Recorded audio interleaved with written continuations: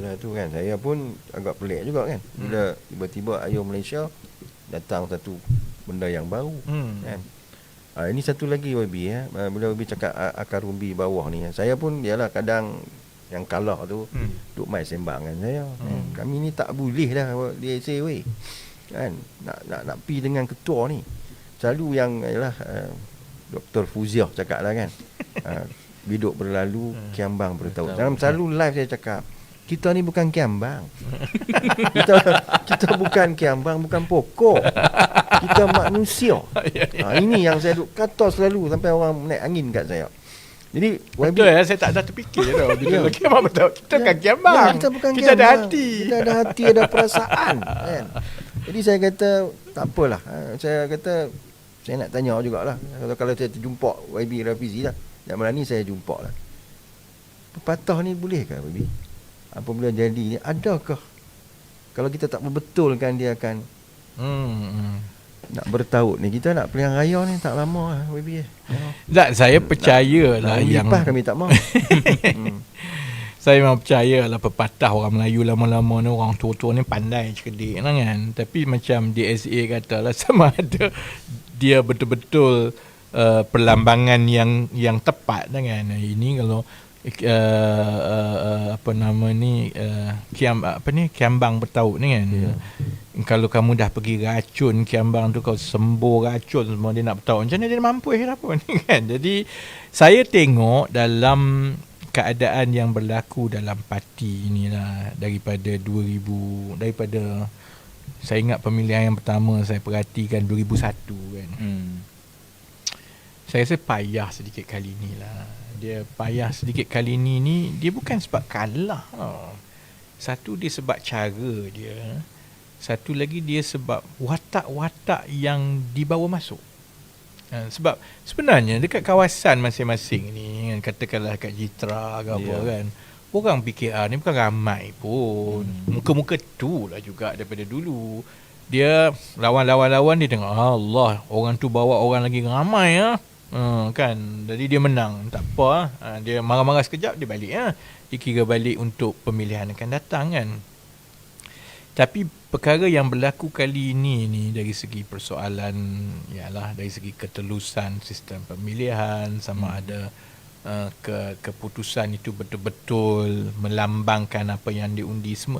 Bila semua ini tidak dijawab dan akhirnya dia rasa bahawa aku 20 tahun tau menghabiskan masa dalam parti ni, daripada parti ni tak ada apa semua.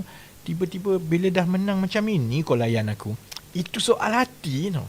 Soal hati tu payah nak jawab. Saya tak adalah terasa, saya boleh cakap saya tak adalah terasa sangat sebab saya hidup okey lah kira kan, apa namanya, nak kata berkorban semua tu tak adalah banyak sangat. Saya hidup selesa kan.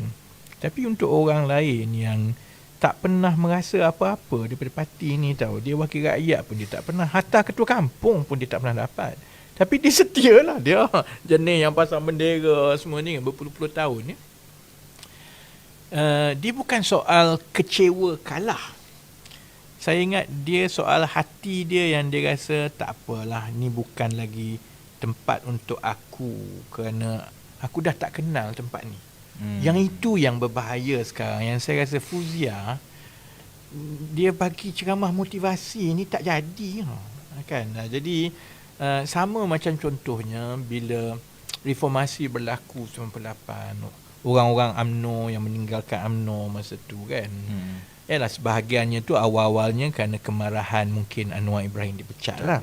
Sebahagiannya kerana dia tak boleh terima caranya kan. Tapi saya rasa banyaknya juga ialah kerana aku dah tak kenal dah parti ni jadi itu yang saya maksudkan.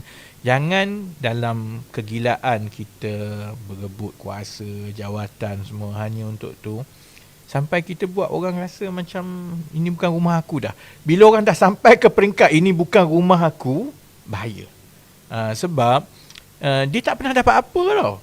Dia tak pernah dapat jawatan ke apa. Bila dia dah rasa macam itu, dia move on lah. Move on tu nak suruh balik semula tak mudah. Itu maksud saya lah kan. Itu yang perkara hati ni yang saya nampak pimpinan parti sekarang ini masih lagi belum dapat menanganinya dengan baik. Don't lecture people. Jangan cakap condescending. Jangan cerita pasal saya berkorban dan setia semua. Sebab kalau adalah seorang, katakanlah kat Kedah, ada seorang dia angkat tangan, Fuziah, kau cakap senang. Engkau daripada 2008 jadi ahli parlimen. Lepas tu kau jadi timbalan menteri. Lepas tu kau jadi senator. Kau bertanding pemilihan parti. Bila kali terakhir kau menang? Tak pernah menang. Tapi sebab cara, mesti ada tempat untuk kau. Kau ada drebah kau semua. Senang lah. Kita orang ni, dan sebab itulah kau akan setia. Kerana macam mana, kok mana pun kau akan ada tempat. Jadi, tapi untuk orang kat bawah ni, saya ingat yang saya pernah tweet lah di SA kan. Saya ingat apa ni, saya panggil Abang Liah lah. Abang Liah Padang Engah. Padang Engah kan. Dia pesara tentera.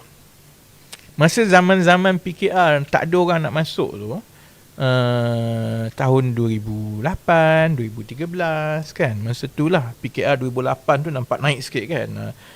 Yang ada daripada awal ni orang macam Abang Liah tu lah. Abang Liah ni dengan janggut dengan tu semua, dia penori getah.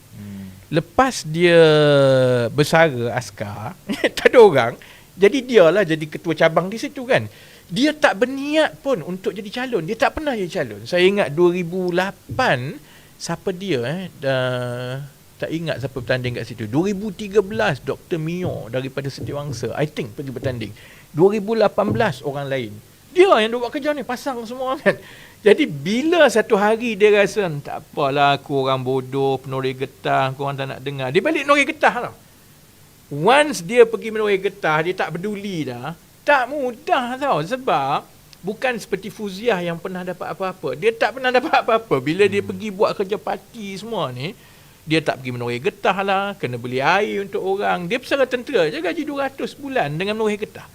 Ini yang saya rasa elemen yang banyak pimpinan baru di SA dia tak faham. Sebab tu saya kata, jangan sampai kacau dekat bawah.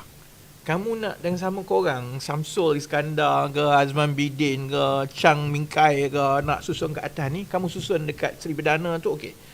The moment kamu kacau orang dekat bawah ni, bila dia luka, dia akan move on lah. Sebab dia pun tak pernah dapat apa, dia pun tak nak dapat apa. Selama ni rumah dia. Dia rasa inilah yang akan dapat bantu. Bila dia rasa rumah ni dah jadi orang lain punya, payah.